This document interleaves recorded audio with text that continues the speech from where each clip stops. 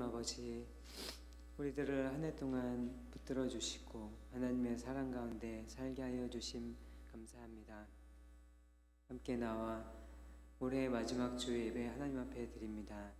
이 시간 예배 드릴 때 처음에 우리에게 주셨던 은혜를 기억하는 예배 시간 되게 하여 주시옵소서. 하나님 앞에 다짐했던 마음들과 하나님 앞에 부끄러웠던 모습들 모두 다 하나님 앞에 올려드리며 하나님의 은혜와 영광을 찬송하는 예배 시간 되게 하여 주시옵소서. 함께 모여 하나님을 예배드리기 위하여 또 모여오고 있는 걸음들 기억하여 주시고 우리 마음 모아 하나님 앞에 온전히 설 수 있도록 하나님 우리를 인도하여 주시옵소서. 예수님의 이름으로 기도합니다. 아멘. 지금까지 지내온 것 주님의 크신 은혜입니다. 고백하며 찬양 드립시다.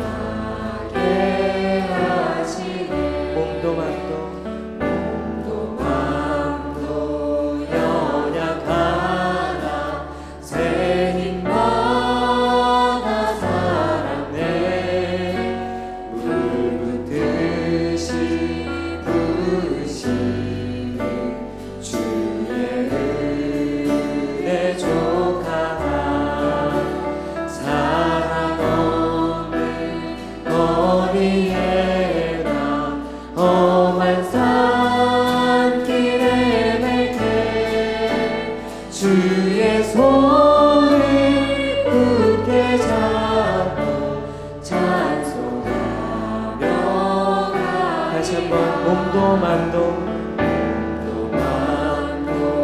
연약하나 새 힘 받아 살았네.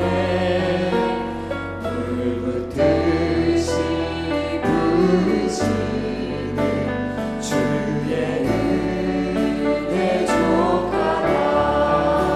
사랑 없는 거리에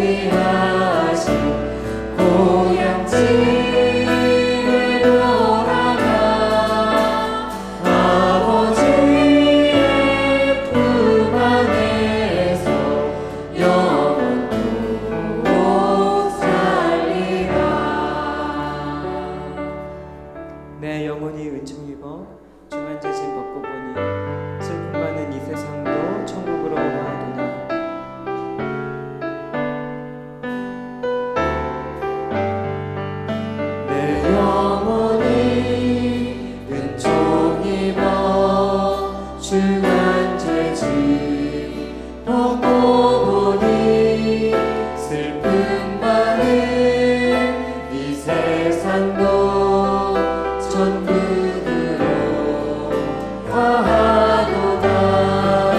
할렐루야 찬양하세. 내 모든 죄 사함받고 주 예수와 동행하니 그 어디나 하늘나라. 주의 얼굴 뵙기 전에 멀리 되던 하늘나라. 내 맘속에 이루어지니 날로 날로 가깝도다. 할렐루야 찬양하세. 내 모든 죄 사함받고 주 예수와 동행하니 그 어디나 하늘나라. 높은 산이 거친 들이 조망이나 궁궐이나 내 주 예수 오신 곳이 그 어디나 하늘나라. 할렐루야 찬양하세. 내 모든 죄 사함받고 주 예수와 동행하니 그 어디나. 2절을 다시 합니다. 주의 얼굴 뵙기 전에 멀리 되던 하늘나라. 내 맘속에 이루어지니 날로 날로 가깝도다. 할렐루야 할렐루야 찬양하세. 내 모든 죄 사함받고 주 예수와 동행하니 그 어디나 하늘. 높은 산이 거친 들이 조각이나 궁궐이나 내 주 예수 오신 곳이 그 어디나 하늘나라. 할렐루야 찬양하세. 내 모든 죄 사함받고 주 예수와 동행하니 그 어디나. 할렐루야 찬양하세요. 할렐루야 찬양하세. 내 모든 죄 사함받고 주 예수와 동행하니 그 어디나 하늘나라. 시온의 영광이 빛나는 아침 어둡던 이 땅이 밝아오니 찬양 드립시다.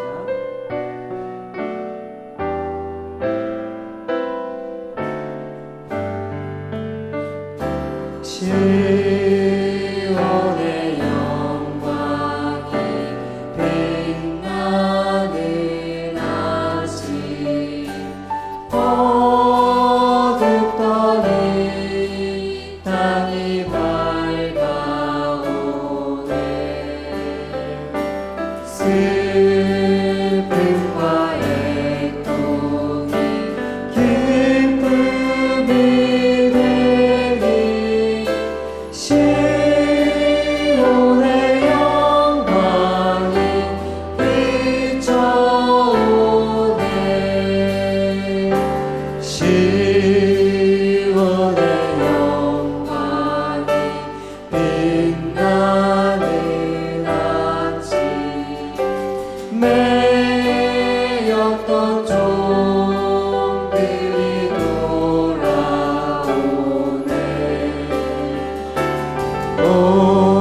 오래전 선지자 꿈꾸던 모든 만민이 다같이 누리게.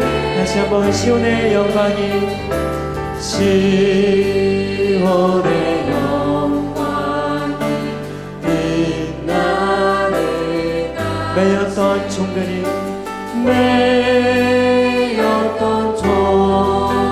종들이 돌아오네.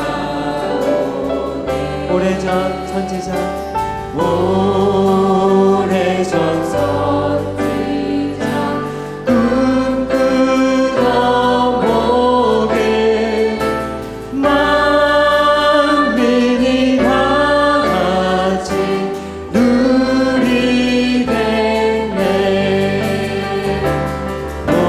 노아라 광야에 화초가 피고 말랐던 시냇물을 흘러오네. 이 산과 저 산이 마주쳐 울려 주 예수 은총을 찾아. 함께 자리에서 일어나 찬양합시다. 땅들아 바다야 땅들아 바다야 많은 섬들아 찬양을 주님께 드리려라. 싸움과 죄악이 가득한 땅에 찬송이 하늘에 사루. 우리 사절을 다시 합니다. 땅들아 바다야 땅들아 바다야 많은 섬들아 찬양을 주님께 드리려라. 싸움과 죄악이 가득한 땅에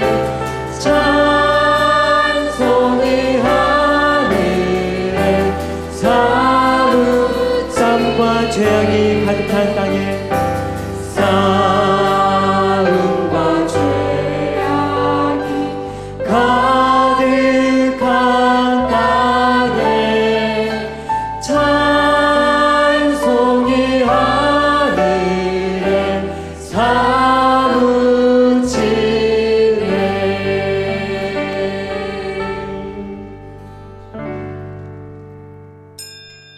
하나님은 영이시니 예배하는 자가 영과 진리로 예배할지니라. 아멘.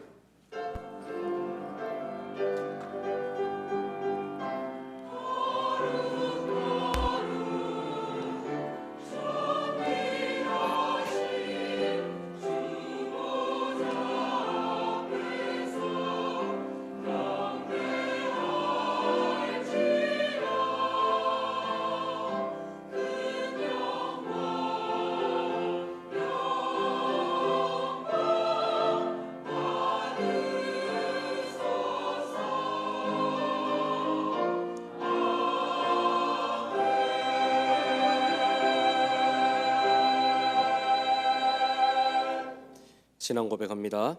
나는 전능하신 아버지 하나님 천지의 창조주를 믿습니다. 나는 그의 유일하신 아들 우리 주 예수 그리스도를 믿습니다. 그는 성령으로 잉태되어 동정녀 마리아에게서 나시고 본디오 빌라도에게 고난을 받아 십자가에 못 박혀 죽으시고 장사된 지 사흘 만에 죽은 자 가운데서 다시 살아나셨으며 하늘에 오르시어 전능하신 아버지 하나님 우편에 앉아 계시다가 거기로부터 살아있는 자와 죽은 자를 심판하러 오십니다. 나는 성령을 믿으며 거룩한 공교회와 성도의 교제와 죄를 용서받는 것과 몸의 부활과 영생을 믿습니다. 아멘. 한 주간의 삶을 돌아보며 참회의 기도를 드리겠습니다.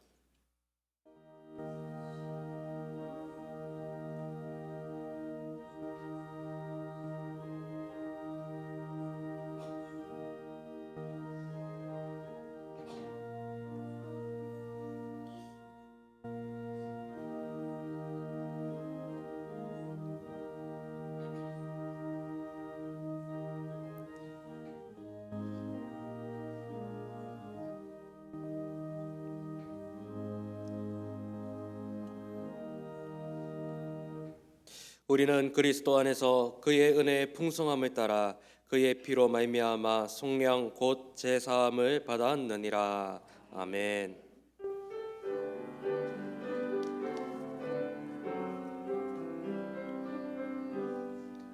모든 영광을 하나님께, 모든 영광을 하나님께, 온 마음과 뜻 다해 주사모합니다. 모든 영광을 하나님께.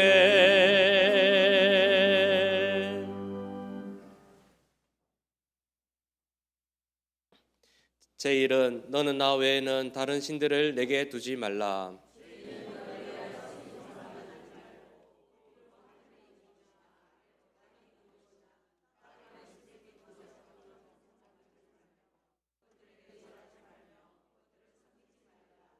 너는 내 하나님 여호와의 이름을 망령되게 부르지 말라. 제5는 내 부모를 공경하라. 제7은 간음하지 말라. 제9는 내 이웃에 대하여 거짓 증거하지 말라. 아멘.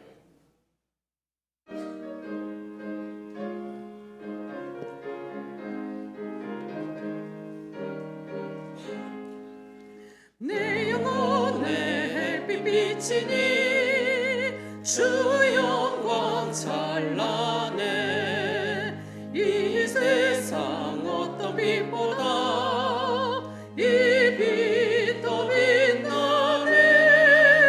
주의 영광 빛난 광채 내게 비춰 주시옵소서.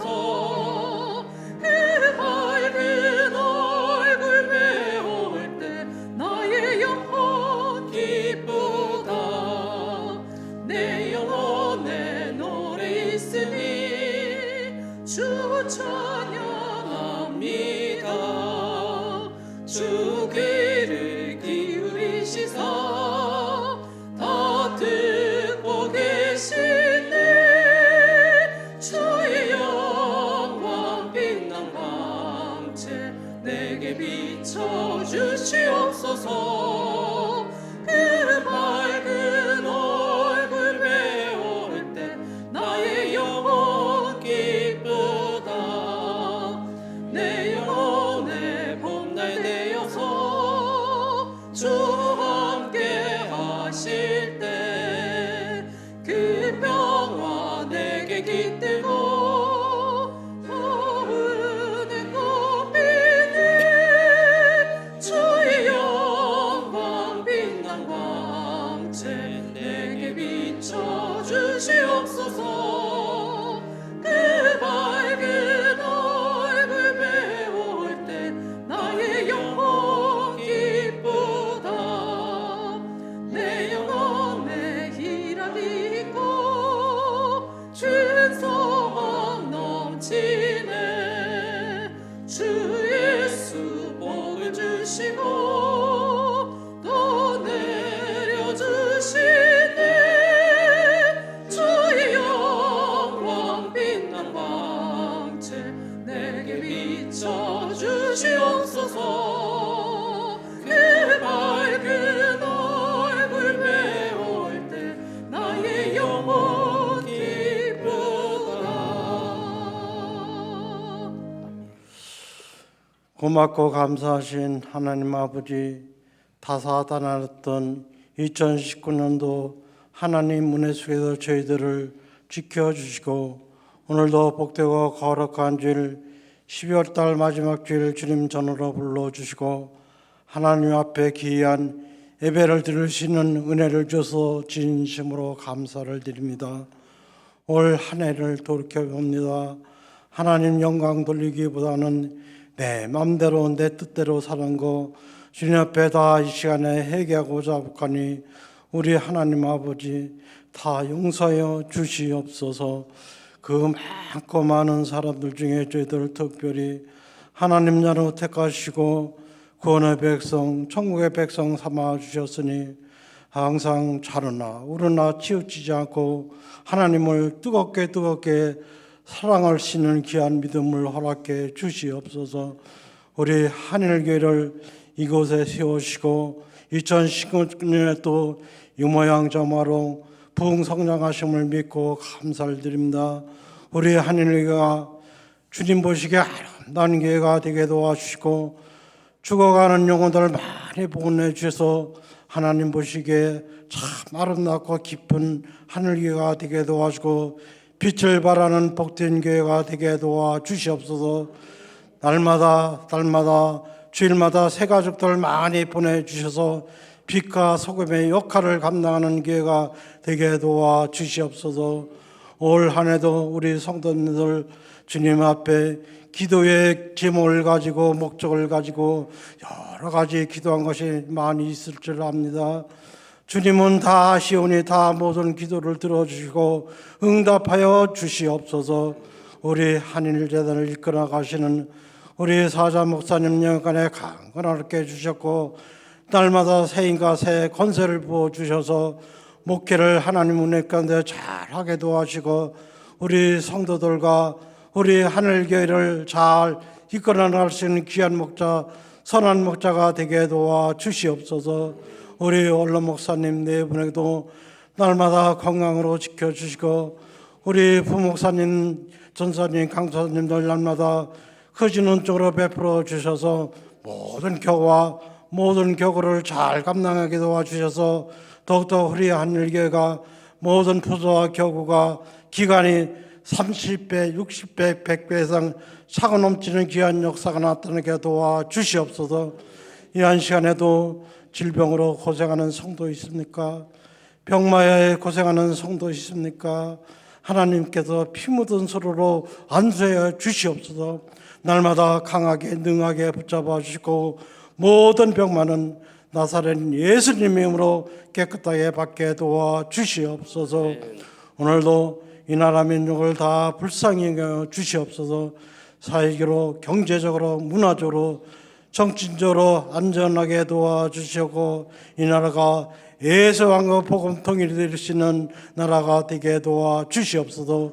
이 시간도 말씀을 증하자 우리 사자 목사님 은혜의 말씀 능력의 말씀이 되게 도와주시고 저희들은 마음으로 활짝 열어주시고 은혜의 말씀이 되게 해주고 감동받고 거듭나는 신앙이 되고 실천하는 믿음을 허락해 주시옵소서. 오늘도 아버지 이른 아침부터 나와서 아버지 찬양으로 준비하는 우리 시온 천왕대를 하나님께서 축복해 주시고 하나님 영광받는 귀한 시간이 되게 도와주시옵소서. 오늘도 방방곡곡에서 예배드리는 우리 고신재단과 고신교회를 하나님께서 축복해 주시옵소서. 감사하신 예수님으로 간절히 기도하옵나이다. 아멘.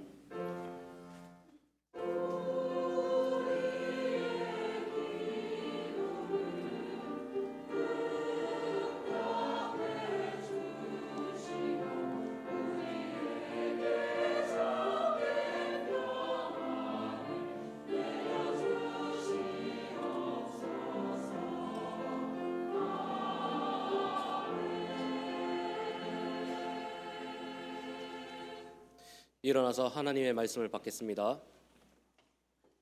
오늘 우리에게 주시는 하나님의 말씀은 에베소서 4장 15절의 말씀입니다.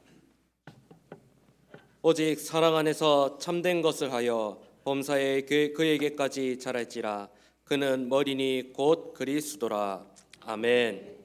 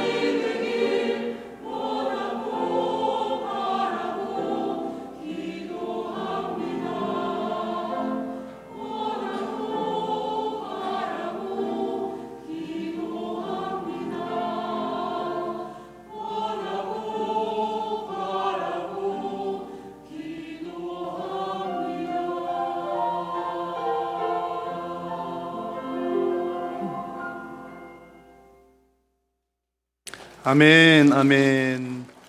네, 감사합니다. 우리 시온 찬양대 찬양과 또 여러분 드리는 예배가 우리 하나님께 온전히 연락되기를 축복합니다. 네, 교회 소식을 전해드리겠습니다.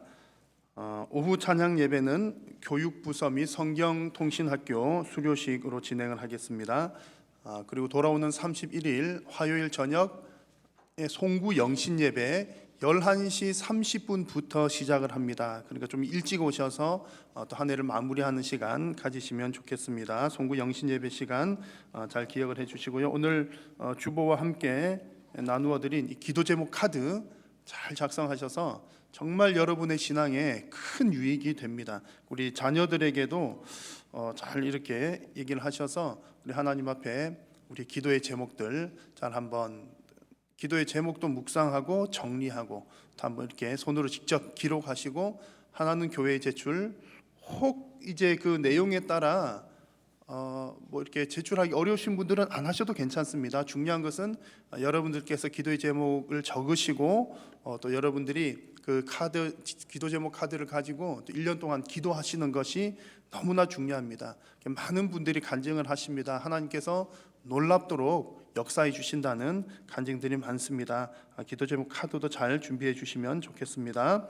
2020년 신년 특별 새벽 기도회가 다음 주일 첫 신년 주일 지난 월요일부터 토요일까지 우리가 신년 첫 일주일을 하나님 앞에 새벽 시간 드리도록 하겠습니다. 다음 주일에는 성찬식이 있습니다. 신년 예배 때에 우리가 성찬을 함께 나눔으로 은혜를 나누고자 합니다. 그리고 오늘 오후 예배 시간에는 사랑의 쌀 헌금 하도록 하겠습니다. 장례 소식이 있습니다. 1교구 3여전도에 박금자 집사님 지난 주중에 갑자기 소천을 하였습니다. 소식을 알려드립니다. 그리고 다음 주일에는 공동의회 있습니다. 예결산 처리를 위한 공동의회 있습니다. 그리고 성경 읽기 하신 분들, 성경 필사 하신 분들은 오늘 시상 아니고 내년 2월 달에 오늘까지 성경 읽기 하신 분들, 필사하신 분들 성경 읽기 표나 필사본을 사무실로 제출을 해 주시면 되겠습니다. 그래서 이제 1월 둘째 주일에 결산을 하도록 하겠습니다. 오늘 점심 식사는 김배원 장로님, 윤인숙 권사님 가정에서 대접을 해 주십니다. 나머지 광고들은 주보를 참고해 주시면 되겠습니다. 봉헌 찬송 드리겠습니다.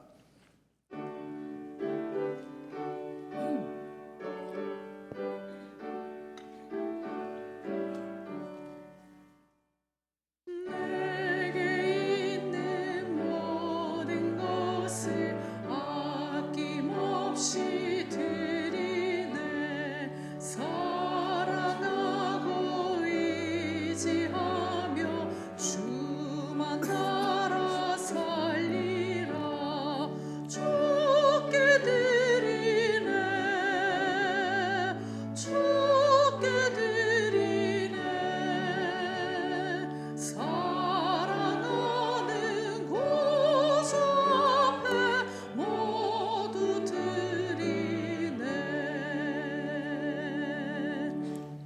살아계신 우리 하나님 아버지, 지난 한 주간도 성도님들의 삶 가운데 늘 동행하여 주시고 은혜 베풀어 주신 것 감사합니다.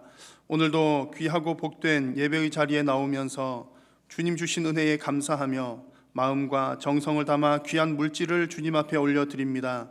정성 다해 드린 물질이 하나님 나라 영광 위하여 영혼 구원 사역 위하여 그 목적대로 귀하게 쓰임받도록 도와 주옵소서. 드리는 손길 위에 하나님께서 은혜 베푸시사 심을 수 있는 씨앗과 생활에 필요한 물질도 부족함이 없이 공급하여 주옵소서.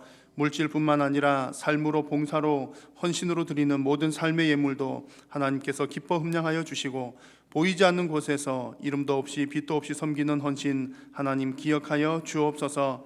오늘 하나님의 말씀을 받을 때에 성령 하나님 조명하여 주시고 주님 진리의 말씀을 깨달아 알 수 있도록 주님 도우시고 함께하여 주시며 하나님의 말씀을 아멘으로 받고 화답하는 또 순종하는 우리 모든 성도님들 되게 하여 주옵소서. 예배의 남은 시간도 성삼위 하나님 홀로 영광 받아 주시옵기를 간절히 비오며 예수님의 이름으로 기도드립니다. 아멘. 할렐루야. 우리 옆에 계신 분들에게 이렇게 한번 격려하면서 인사를 나누면 좋겠습니다. 한 해 동안 수고 많으셨습니다.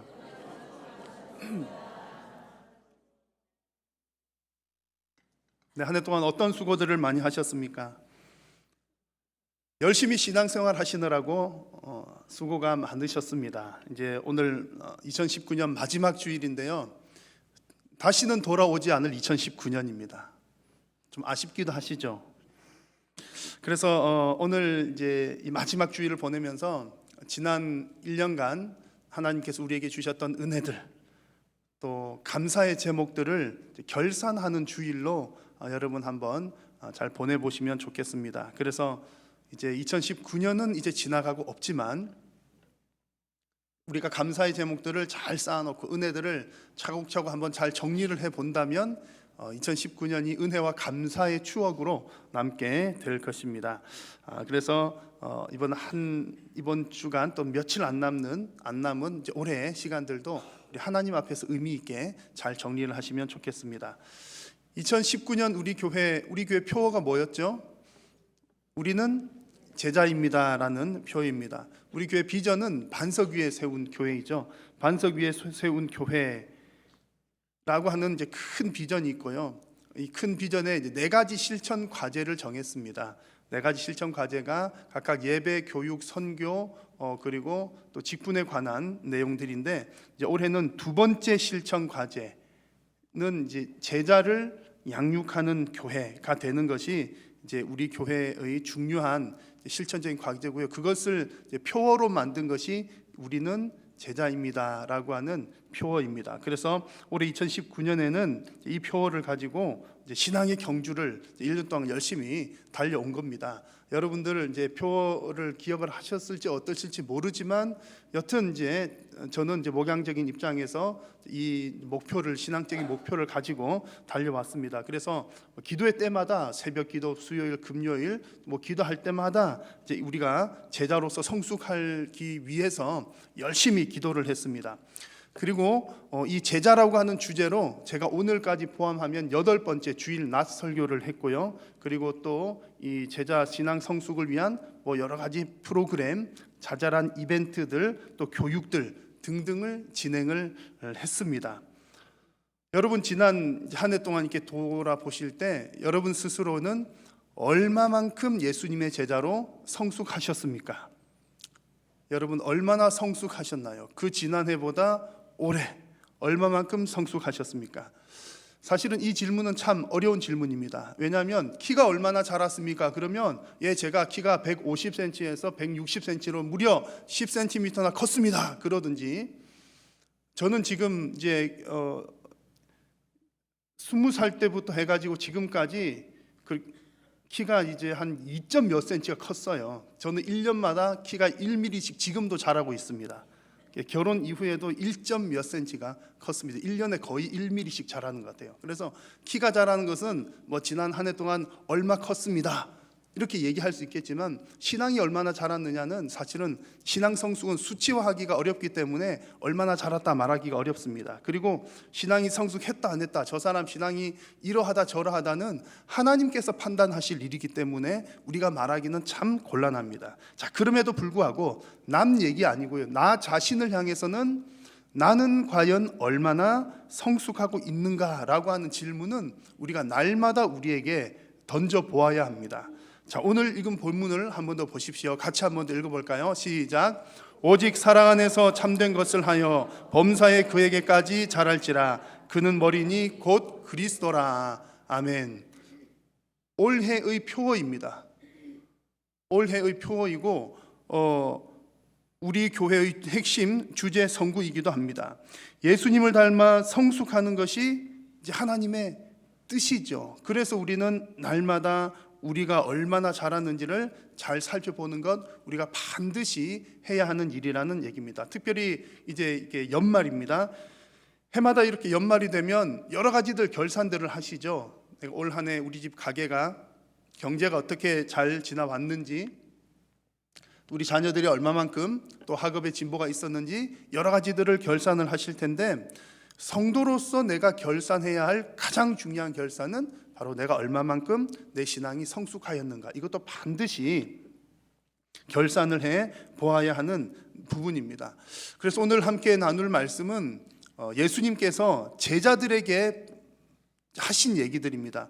복음서에 보면 예수님께서 제자들을 향해서 요구하신 것들이 대단히 많이 나오는데 그 가운데 대표적인 것들 구절들은 몇 구절을 오늘 추렸습니다. 그래서 오늘 말씀을 통해서 예수님께서 제자들에게 요구하신 것들을 보시면서 나는 과연 지난 한 해 동안 예수님께서 요구하셨던 이런 부분들을 얼마나 잘 감당을 했는가를 점검을 해보시고, 우리가 또 예수님 제자로 살아간다는 것이 이제 올해 한 해만 하고 마는 것 아니지 않습니까? 앞으로도 계속해서 우리가 예수님의 제자로 살아가기를 결단하는 오늘 이 예배 시간 되시기를 바랍니다. 자, 먼저 예수님 당시에는 수많은 무리들이 예수님을 따랐습니다. 많은 무리들이 예수님을 따라다녔는데 여러 가지들 이유들이 있었겠죠. 병 낫기를 원해서, 하기를 원해서 여러 가지들 이유가 있을 텐데 그 가운데 예수님의 제자가 되고 싶었던 많은 사람들도 있었습니다. 누가복음 14장 말씀해 보시면 그 수많은 무리들, 예수님을 따르는 수많은 무리들을 향해서 예수님께서 하시는 말씀이 나오는데 제자의 기준이 어떠한지를 분명하게 말씀을 하십니다. 자, 말씀을 같이 한번 읽겠습니다. 물은 내게 오는 자가 자기 부모와 처자와 형제와 자매와 더욱이 자기 목숨까지 미워하지 아니하면 능히 내 제자가 되지 못하고. 아멘. 예수님께서 말씀하시는 제자의 기준입니다. 이것 안 되면 제자 되지 못한다라고 말씀하시는데 그 기준이 뭡니까? 자기 부모, 처자, 형제, 심지어는 자기 목숨을 미워하는 것이다, 이렇게 말씀합니다. 자, 여러분, 이 말씀이 이해가 되십니까? 예수님의 가르침은 원수까지도 사랑하라 하셨는데 아니 왜 예수님께서 가족을 미워하라고 말씀을 하실까요? 너무 가혹한 요구처럼 들리기도 합니다. 더 심각하게 보면 아니 이런 조건이라면 누가 예수님의 제자를 하려고 하겠습니까? 예수님께서는 아마 제자 뽑으실 생각이 없으신가 봐, 그런 생각이 들기도 합니다. 자, 그런데 오늘 이 본문에 나오는 미워하다라고 하는 말은 정말 내 마음에 나쁜 마음을 가지고 미워한다라고 하는 그런 뜻은 아닙니다. 본문에 미워하지 아니하면이라고 하는 말은 더 사랑하라라고 하는 그런 말의 어떤 관용적인 표현입니다. 그래서 마태복음 말씀에는 동일한 구절을 이제 더 사랑하다라고 번역을 하기도 했습니다. 마태복음에서는 의역을 한 것이고요. 오늘 누가복음 본문에서는 직역을 한 것이죠. 우리도 흔히 그런 말들 사용하잖아요. 아이들이 너무 예쁜 아기들을 보거나 혹은 너무 예쁜 어떤 물건을 보면 어떤 표현들을 사용하십니까? 예뻐 죽겠어라는 표현 쓰잖아요. 그렇죠? 예뻐 죽겠어. 그 말이 이게 너무 예쁘니까 나는 곧 죽을 예정이야, 그런 뜻이 아니라는 것 우리가 잘 압니다. 너무너무 예쁘다라고 하는 뜻이지요. 그런 것과 유사합니다. 그래서 가족이든 무엇이든 심지어 내 생명까지도 미워하지 아니하면, 이 말은 그것보다 하나님을 더 사랑하지 아니하면이라는 뜻입니다. 그러니 예수님의 이 요구, 하나님을 더 사랑하라는 요구는 예수님의 제자가 되기 위한 필수 조건이라는 얘기입니다.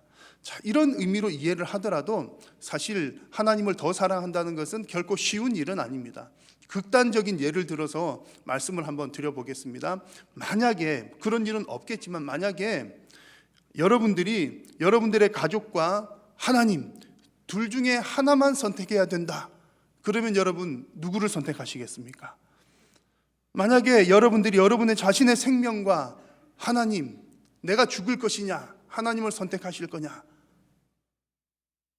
극단적인 선택을 해야 된다면 과연 무엇을 선택을 하시겠습니까? 내 가족을 버리고 내 목숨을 버리고 하나님을 선택한다는 것 쉬운 일은 아니겠습니다. 분명히 어려운 일이고, 또한 어떻게 보면 가족을 버린다든지 내 목숨을 버린다든지 하는 것은 또 다른 죄를 짓는 게 아닐까라는 생각이 들기도 합니다. 자, 그러나 바로 여기에 하나님을 선택하는 이것에 우리의 믿음이 필요합니다.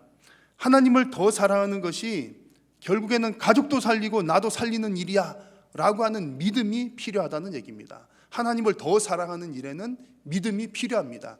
좋은 예가 성경에 나오죠. 여러분 떠오르는 사람 있으시죠? 잘 아시는 대로 아브라함이 이삭을 제물로 바치는 장면입니다. 하나님께서는 아브라함에게 정말 그 백세에 낳은 아들을, 가장 귀한 아들을 하나님께 제물로 바치라, 그렇게 요구를 하셔요. 아니 이게 도대체 말이 되는 요구입니까? 그런데 아브라함에게는 믿음이 있었습니다. 하나님께서 바치라고 하니까, 제물로 드리라고 하니까, 그러면 하나님께서 어떻게든 길을 준비를 해 주실 거야. 내 아이가 죽으면 죽은 아이를 살리든지 아니면 죽기 전에 어떻게든 하나님께서 준비를 하실 거야 라고 하는 믿음이 있었습니다. 결국 아브라함은 하나님을 더 사랑하여서 하나님 말씀대로 순종하였습니다. 그 결과 아들이 죽은 것이 아니라 오히려 이삭도 살고 아브라함의 믿음도 하나님 앞에 인정받는 그런 일이 있었습니다. 자, 여러분, 우리 성도들에게 필요한 것이 바로 이것입니다. 하나님을 더 사랑하는 이런 믿음이 반드시 필요합니다. 더 사랑한다는 것을 다른 말로 좀 쉽게 표현을 해보면 이런 표현이 될 겁니다. 뭐가 하나님을 더 사랑하는 걸까? 어떻게 하는 것이 하나님을 더 사랑하는 걸까? 중요한 것 한 가지는요, 먼저 선택하는 것입니다. 아브라함 같은 경우도 그러죠. 하나님을 더 사랑하니까 하나님의 말씀에 순종하고 하나님의 말씀을 선택을 한 겁니다. 아들을 선택한 것이 아니라 먼저 선택하는 것이 이제 더 사랑하는 일입니다. 제가 어린 시절을 한번 떠올려 보면, 저는 이제 어린 시절에 할머니로부터 사랑을 참 많이 받은 손자였습니다. 우리 할머니들 다 요즘에는 좀 안 그러시죠. 첫째 아들 좋아하시잖아요. 그래서 이제 할머니, 저희 아버지가 장남, 저도 장남, 저희 할아버지도 장남, 제가 이제 3대째 장손입니다. 그래서 옛날 할머니들은 장손밖에 없었던가 봐요. 큰 아들만 좋아하시고 큰 손자만 좋아하시고. 그래서 제가 아주 어릴 적 일이어서 정확하게 기억이 나는 것은 아니지만 어렴풋하게 이런 일이 있었습니다. 아마 초등학교 들어갈 때쯤 되는 한 8살이나 7살이나 그쯤 되었던 것 같아요. 그때 이제 할머니께서는 부산 작은 아버지와 함께 살고 있었고, 이제 작은 아버지 집에 이제 그 사촌 동생들이 있었습니다. 제가 그 이제 할머니 댁을 간 거예요. 이제 방학이어서 갔든지 어쨌든 그런 것 같습니다. 갔는데 이제 할머니가 일을 하시고 돌아오시면서 맛있는 것을 사가지고 왔어요. 이제 큰 손자 왔다고 맛있는 걸 사왔겠죠. 사가지고 오셨는데 저에게 먼저 먹여주십니다. 사촌들이 있는데 나이 차이가 좀 있어요. 그래가지고 조금 애기였던 것 같습니다. 그 애기들도 뭐 먹고 싶으니까 눈 끔뻑끔뻑하면서 할머니한테 뭐 달라고 막 그러고 있는 거죠. 자, 할머니가 동생들에게도 먹여 주었을까요? 저만 먹여 주었을까요? 제 어렴풋한 기억에 이제 그 기억이 어렴풋하게 있는 겁니다. 어렴풋한 기억에 할머니께서는 이제 동생들이 뭐 달라는 뭘 하니까 할머니께서 말로는 그래 너도 줄게 조금만 기다려봐 그러면서 주는 척만 하고 안 줬던 것 같아요. 입에만 살짝 갖다 대고 안 주든지 하고서 저를 다 먹였던 그런 기억이 있습니다. 이 세상의 둘째 셋째 여러분들께 제가 사죄의 말씀을 드립니다. 어쨌든 할머니 입장에서는 그런 거죠. 장손을 더 사랑하니까 뭘 주는 것도 더 사랑하는 장손을 선택할 수밖에 없었던 겁니다. 자, 여러분, 더 사랑한다는 것 먼저 선택하는 것입니다. 가족도 소중하고 내 생명도 소중합니다. 예수님께서 요구하셨던 것은 가족 소중하지 않아, 필요 없어, 너의 생명 가치 없어, 그런 뜻이 아니죠. 소중하지만 그러나 제자가 되기를 원한다면 하나님을 더 사랑하라. 그래서 하나님을 먼저 선택하라고 말씀을 하십니다. 하나님의 뜻을 먼저 고려하고 하나님의 뜻을 먼저 선택하는 것, 그것이 제자가 가야 할 길이라고 예수님께서 말씀을 하셨습니다. 그래서 지금 예수님께서 지금 말씀해 주신 첫 번째 내용은 제자의 기준이 무엇인가, 제자의 기준, 어떤 사람이 제자가 되는가, 하나님을 더 사랑하는 사람이 제자의 길을 갈 수 있다, 그런 말씀을 하십니다. 여러분, 항상 하나님을 더 사랑하시는 여러분 되시기를 바랍니다.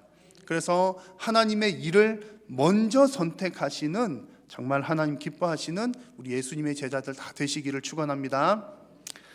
자, 예수님의 진정한 제자가 되는 길에는 이제 극복해야 할 과제들도 있습니다. 자, 첫 번째 제가 드린 말씀은 무리들을 향해서 하신 말씀입니다. 예수님을 따르는 수많은 무리들을 향해서 너희들이 제자가 되려면 이런 기준이 있어야 돼. 하나님을 더 사랑하는 것, 하나님의 일을 먼저 선택하는 것, 이 정도는 있어야 돼. 기준을 말씀을 하셨다면, 이제 두 번째는 제자가 되기로 작정하고 따라온 사람들을 향해서는 제자의 길을 끝까지 가려면 극복해야 할 일들이 있어 라는 말씀을 해 주십니다. 누가복음 9장 말씀 후반부에 보면 이제 예수님의 제자가 되기로 결단하고 따라 나서는 사람들의 이야기가 있습니다. 자, 그런데 예수님의 제자가 되기 위해서 마음 먹고 나섰다 하더라도 그 길을 끝까지 가는 것은 결코 쉽지가 않습니다. 자, 그 사람들의 이야기들 가운데 이런 얘기가 하나 나옵니다. 같이 한번 읽어볼까요? 시작.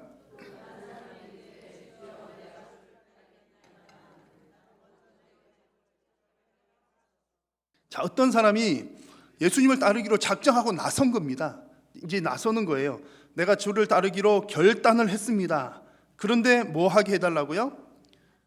이제 결단 다 하고 다 정리했는데 이제 마지막으로 떠나기 전에 가서 가족하고 인사만 잠깐 하고 올게요. 그런 부탁합니다. 지극히 당연한 요구죠. 이제 먼 길 떠나면 가족들과 헤어져서 어떻게 될지 모르는데 잠깐 가족들과 인사하는 것 당연한 요구입니다. 그리고 뭐 크게 어려운 부탁도 아니에요. 작은 부탁입니다. 그런데 예수님께서는 이 부탁에 대해서 매정하게 대답을 하십니다. 62절의 말씀 보시면 예수께서 이르시되 손에 쟁기를 잡고 뒤를 돌아보는 자는 하나님의 나라에 합당하지 아니하니라, 이렇게 말씀을 하세요. 손에 쟁기를 잡았는데 뒤를 돌아보는 사람은 하나님 나라에 합당하지 않다, 아니 뒤 좀 돌아보았다고 하나님 나라에 합당하지 않다, 이렇게까지 심각하게 얘기를 하십니다. 가족 만나고 오는 것, 인사하고 오는 것 잠깐이면 될 일인데 심각하게 반대를 하십니다. 분명한 이유가 있겠죠. 오늘 여기 본문에서 이제 이 제자가 따라 나선 제자가 인사를 하고 오겠다라고 하는 가족이라고 하는 단어를 자세히 살펴보면 남자 가족들을 뜻합니다. 남자 가족들. 그래서 당시에 남자 가족들은 의사 결정권이 있는 그런 사람들입니다. 그러니 이제 이 제자가 남자 가족과 작별 인사를 한다는 것은 뭐 그냥 잠깐 가서 인사하고 올게요, 그런 의미가 될 수도 있지만 의사 결정권 있는 가족들에게 다시 한번 물어본다는 의미가 담겨져 있습니다. 그 얘기는 예수님을 따르기로 내가 이미 다 작정을 했지만 그 결정이 바뀔 수도 있겠다라고 하는 그런 얘기입니다. 그래서 예수님께서 하시는 말씀이 손에 쟁기를 잡은 자는 뒤를 돌아보아서는 안 된다라는 속담입니다. 여러분 농사하신 분들은 이제 쟁기 얘기들 아시겠지만 보통은 잘 익숙하지가 않습니다. 특히 이스라엘은 그 농사 밭을 가는 게 우리나라랑은 조금은 다르다고 해요. 밭이 일단 땅이 비옥합니다. 그런데 또 돌멩이들 자갈들은 많다고 그럽니다. 그래서 이스라엘의 밭갈이는 깊이 가는 것이 아니라 이렇게 얕게 가는 그런 밭갈이 형식입니다. 그러면 여러분 어떻게 되는지 아시겠죠? 밭을 앞에 소가 가든지 하면서 밭을 가는데 깊이 이렇게 눌러서 가는 게 아니기 때문에 앞을 정확하게 잘 보고 가지 않으면 뭐 뒤를 돌아본다든지 옆을 본다든지 그러면 이 밭갈이가 일직선으로 되지를 않는다는 그런 얘기입니다. 그래서 일단 쟁기를 잡고 밭을 갈기 시작했으면 뒤를 돌아보지 말고 앞만 봐야 밭갈이가 제대로 된다, 그런 얘기입니다. 그 얘기가 쟁기를 잡은 사람은 뒤를 돌아보아서는 안 된다, 그런 뜻입니다. 마찬가지로 제자의 길을 나선 후에도 제자의 길을 제대로 가려면 뒤를 돌아보아서는 안 된다는 얘기입니다. 그 길을 똑바로 가지 못하게 하는 요인들이 많다는 얘기죠. 이미 내가 예수님 따르기로 작정했지만, 결단했지만 자꾸 뒤를 돌아보면 미련이 남는 겁니다. 그래서 그 결정이 뒤집어지기가 쉽다는 얘기입니다. 우리가 예수님 따라 사는 건 결코 쉬운 일 아닌데 뒤를 돌아보면 내가 괜히 이런 결정했나? 라고 그 결정을 번복하기가 쉽다는 얘기죠. 아마 여러분들 이제 그런 경험들 한 번 이상은 다들 있으실 겁니다. 이제 또 우리가 새해가 되면 여러분 새로운 결단들을 하시잖아요. 새해가 되면 새로운 결단들을 하시는데 뭐 여러 가지들 결단하시겠죠. 뭐 사업에 있어서는 이렇게 하자, 우리 가정에서는 이렇게 하자, 여러 가지들 결단들을 하실 텐데 특히 성도님들은 우리 신앙적인 결단들을 또 새롭게 하십니다. 해마다 새해가 되면 올해는 내가 성경은 꼭 몇 번을 읽자, 올해는 꼭 성경 공부에 등록을 해서 이제 하나님 말씀 배우는 것 열심을 내보자 라든지, 또 그래 올해는 내가 꼭 이제 우리 온 교회 성도님들을 섬기는 마음으로 주일 식사를 한번 대접을 하자. 그래서 헌금을 한번 해야 되겠다. 뭐 그런 결단들을 아마 하실 수 있습니다. 자, 그런데 다들 경험하셔서 아시겠지만 이런 신앙적인 결단들은 그 신앙적인 결단을 하려고 하면 거의 대부분 이유가 생깁니다. 무슨 이유가 생길까요? 못할 이유가 생겨요. 결단을 했는데 못할 만한 이유들이 생깁니다. 예를 들어 성경 공부를 하려고 했는데 하필이면 그 시간에, 매주 그 시간에 동네 친구들이 우리 사우나 모임 하나 만들자, 막 그런 얘기가 나와요. 내가 딱 식사 헌금하려고 마음을 딱 먹었는데 갑자기 딱 그만큼 돈이 쓰일 곳이 어디에 생겨도 꼭 생기게 됩니다. 아마 여러분 그런 경험들 한 번 정도는 다 있으실 겁니다. 근데 우리가 경험적으로 볼 때 우리가 신앙적인 결단에서는 첫 번째 먹은 마음이 하나님께서 주신 마음입니다. 그렇죠. 이게 뭐 성경에 딱 나온 것보다는 내가 어떻게 하기로 내가 결정을 했을 때 첫 번째 마음이 하나님 주신 마음인 경우가 많습니다. 그래서 여러분 하나님 사랑하는 마음으로 어떤 그런 결정을 했다면 끝까지 쟁기를 붙들고 앞만 보고 나아가듯이 끝까지 나아가야 할 줄로 믿습니다. 여러분 제자의 길을 들어서신 여러분들께서는 그 길을 끝까지 가는 것 결코 쉽지를 않습니다. 그래서 예수님께서 제자들에게 그런 말씀을 하시는 거예요. 너 나 따라오려면, 끝까지 따라가려면 그 일 결코 쉽지 않아. 그래서 반드시 극복해야 할 과제가 있는데 흔들리지 않고 끝까지 가는 거야. 쟁기를 붙들고 뒤돌아보지 않는 거야. 흔들리지 말고 하나님을 끝까지 사랑하는 거야 라고 우리에게 요구하십니다. 여러분 하나님을 사랑하는 이 마음이 흔들리지 않는다면 하나님께서 기뻐 영광을 받으시고 또 우리 성도들에게도 하나님께서 잘했다 칭찬하실 줄로 믿습니다. 자, 지금까지 두 가지 말씀드렸어요. 제자의 기준이 뭔가 예수님 말씀해 주셨고, 하나님을 더 사랑하는 자가 제자의 길을 나설 수 있다 말씀하셨고요. 두 번째는 제자의 길로 나섰다면 분명히 흔들릴 만한 일들이 생겨. 그렇지만 끝까지 쟁기를 일단 한번 붙들었으면 앞만 보고 끝까지 가야 돼. 흔들리지 말아야 돼. 하나님을 향한 사랑 흔들리지 말아야 돼. 그 두 가지 말씀을 드렸습니다. 이제 예수님께서 제자들에게 하시는 세 번째 내용은 제자로서 실천해야 될 과제들이 무엇인가를 말씀을 해주고 있습니다. 여러분 스승이 있고 제자가 있으면 당연히 제자는 스승이 원하는 일들을 하는 사람이 제자들입니다. 제자에게 주어지는 스승의 미션이 있다는 얘기죠. 자, 예수님께서는 제자들을 세우실 때에 어떤 마음을 가지고 제자들을 뽑았겠습니까? 제자들을 뽑을 때 예수님의 그 상황, 마음 표현들을 보시면 우리가 이해를 할 수가 있습니다. 예수님께서 시몬과 안드레를 부르실 때를 한번 보십시오. 같이 한번 말씀 읽겠습니다. 갈릴리 해변으로 지나시다가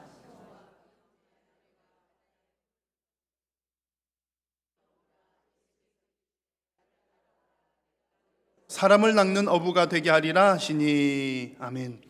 예수님께서 시몬과 안드레를 향해서 내가 너희를 사람 낚는 어부가 되게 하겠다 이렇게 말씀을 하십니다. 예수님의 관심이 어디에 있다는 얘기죠? 사람에게 있다는 얘기입니다. 사람. 여기서 사람은 세상입니다. 세상. 요한복음 말씀해 보시면 하나님이 세상을 이처럼 사랑해서 할 때 세상은 누구죠? 사람들이에요. 사람은 세상이고 세상은 사람입니다. 어떤 사람들일까요? 이미 구원받은 사람들, 예수님의 양우리 안으로 들어온 사람들이 아닌 아직까지도 저 죄악된 세상 가운데에서 헤매이고 있는 사람들, 그 사람들이 예수님의 관심사라는 얘기입니다. 그러니 예수님께서 제자를 부르시는 그 처음부터 예수님의 관심사는 사람에게, 세상에게 있었다는 말씀입니다. 물고기를 낚으려면 바다로, 강으로 가야 하는 것처럼 사람을 낚으려면 세상으로 들어가야 합니다. 그것이 예수님께서 제자를 부르신 이유입니다. 제자를 세상으로 보내서 사람 낚게 하려고 하시는 거죠. 그래서 예수님께서는 제자들에게 사람 낚는 법을 알려주시려고 제자들을 데리고 다니시면서 직접 사람 낚는 법을 보여주셨습니다. 사람을 낚는다는 것은 그들의 영혼을 구원한다는 얘기죠. 예수님께서 사람들의 영혼을 구원하시는 방식, 사람을 낚는 방식들을 보십시오.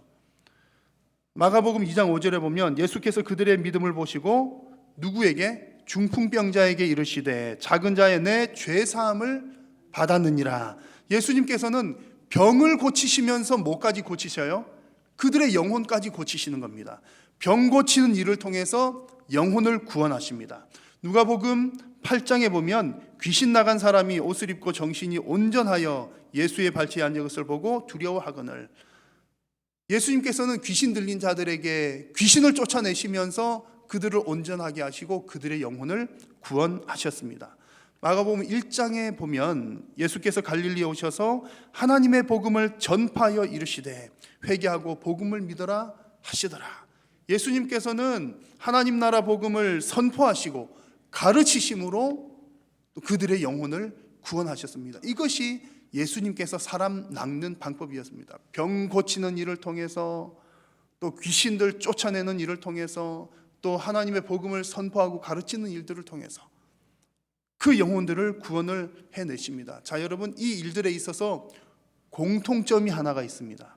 그 공통점은 예수님께서 세상으로 가셨다는 거죠. 사람들을 찾아가셨다는 것이고 사람들을 만났다는 얘기입니다. 병자들을 만나셨고 귀신 들린 자 찾아가셨고 사람들이 있는 곳에 가셔서 그들 속에서 하나님 나라를 선포하셨습니다. 예수님께서는 제자들도 바로 그와 같이 하기를 기대를 하셨던 겁니다. 그러므로 예수님의 제자는 세상 속에서, 어디서요? 세상 속에서 하나님의 사랑으로 사회적인 문제를 치료해야 됩니다. 예수님의 제자들은 세상 속에서 하나님의 말씀으로 영적인 문제들을 치료해야 됩니다. 무엇보다도 예수님의 제자들은 세상 속에서 하나님의 가치를 세우고 세상 속에서 하나님의 나라가 무엇인지를 보여주면서 살아가야 합니다. 어떻게 세상을 향해서 하나님의 가치를, 하나님의 나라를 보여줄 수가 있을까요? 성도들의 삶을 통해서 그것이 가능합니다. 내가 하나님 나라 보여줄게 그러면서 세상 사람들, 지나가는 사람들 붙들고 자 모여보시오, 내가 성경 가르쳐 주겠소 라고 한다면 아마 그들을 모으기가 쉽지는 않을 겁니다. 때로 그런 방법도 필요하지만요. 그런데 성도가 살아가는 모습은 세상 사람들이 안 볼 수가 없겠지요. 그러니 우리 성도들이 세상 속에서 하나님의 말씀대로, 하나님의 가치대로 살아가는 것이 세상을 대상으로 해서 하나님 나라의 가치를 가르치는 일이 됩니다. 내가 복음으로 잘 무장이 되어서 복음의 DNA를 가지고 내가 살아가는 내 삶의 방식이 세상의 문화를 바꿉니다. 복음의 DNA로 살아가는 나의 경제적인 활동이 세상의 경제를 정직하게 밝게 만들 수가 있습니다. 그렇게 된다면 우리 성도들의 삶이 세상을 향한 성경 공부가 될 수 있습니다. 여러분, 우리가 예수님의 제자라면 예수님께서 어디에 관심을 가지고 계셨던가를 분명하게 기억하셔야 됩니다. 예수님의 관심은 세상에 있습니다. 예수님은 목자로서 양들에게도 관심을 가지고 계시지만 예수님은 어부로서 세상에 있는 물고기들에게도 관심을 갖고 계셨다는 사실 잊지 마시기를 바랍니다. 예수님은 세상을 사랑하십니다. 그래서 저와 여러분들이 예수님의 제자라면 교회 안에서도 잘해야 되지만 교회 밖에서 세상에서도 잘해야 할 역할들이 있다는 사실을 꼭 잊지 마시기를 바랍니다. 그래서 세상 속에 있는 제자로서 날마다 승리하는 여러분들 되시기를 축복합니다. 자, 오늘 2019년 마지막 주일, 정말 1년이 빨리 지나갔죠. 너무너무 쏜살같이 지나갔습니다. 이러다가 예수님 만날 날도 금방 올지 모르겠습니다. 세월이 빨리 갔으면 좋겠습니까? 천천히 갔으면 좋겠습니까? 우리 대답은 두 가지죠. 천국 너무나 빨리 가고 싶어요. 그런데 살 만큼은 살다 가고 싶어요. 여러분, 쏜살같이 지나가는 우리 남은 인생 어떻게 사시겠습니까? 우리가 마지막 날 하나님 앞에 섰을 때에 너 어떻게 살다 왔니? 라고 물었을 때에 너 참 잘했구나, 내가 원하는 대로 잘 살았구나 라고 잘했다 칭찬받는 인생이 되어야 하지 않겠습니까?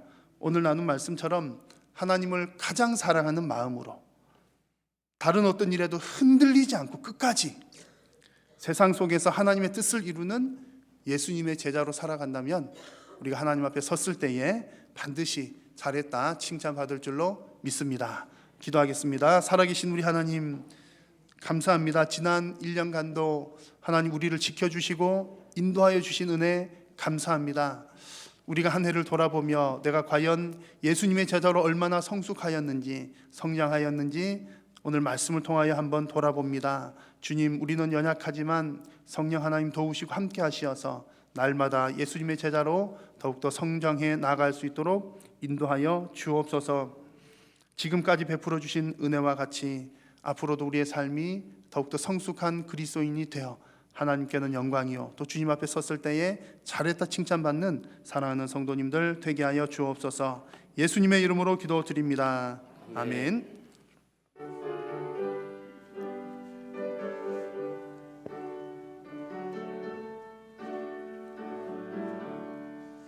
내 모든 손 기도의 제목 예수님 닮기 원함이라.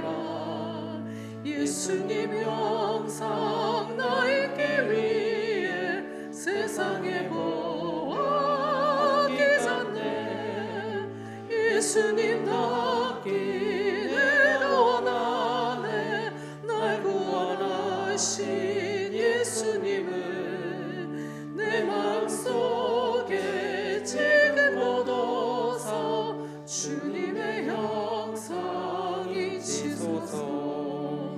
무한한 사랑 풍성한 긍휼 슬픈 자 위로하시는 주. 길 잃은 죄인 모르는 예수 그 형상 담게 하옵소서. 예수님 닮기 내가 원하네. 날 구원하신 예수님을 내 마음속에 지금 걷어서 주님의 형상인 지소서. 겸손한 예수 거룩한 주님 원수의 멸시 참으시사 우리를 위해 고난을 받은 구주를 담게 하옵소서. 예수님 닮기 내가 원하네. 날 구원하신 예수님을 내 마음속에 지금 걷어서 주님의 형상 잊히소서. 주 예수 그리스도의 은혜와 하나님 아버지의 크신 사랑과 성령님의 교통하심이 우리 자신의 신앙 성숙을 점검하며 남은 인생도 예수님의 제자로 살기로 소원하며 결단하는 사랑하는 모든 성도님들의 머리 위에와 저들의 가정과 생업 위에 또한 우리 한일교회 위에 항상 함께 있을지어다. 아멘.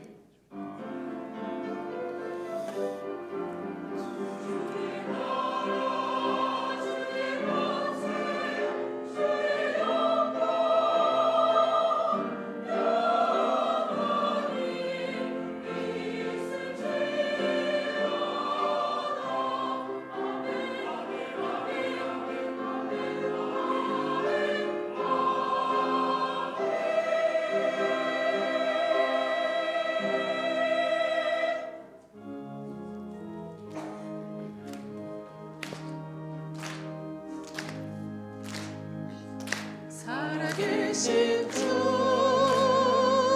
나의 참된 소망 걱정 근심 전혀 없네. 사랑의 주 내 갈 길 인도하니 내 모든 삶의 기쁨 늘 충만하네. 예배를 마쳤습니다. 한 주간 주 안에서 평안하시길 바랍니다.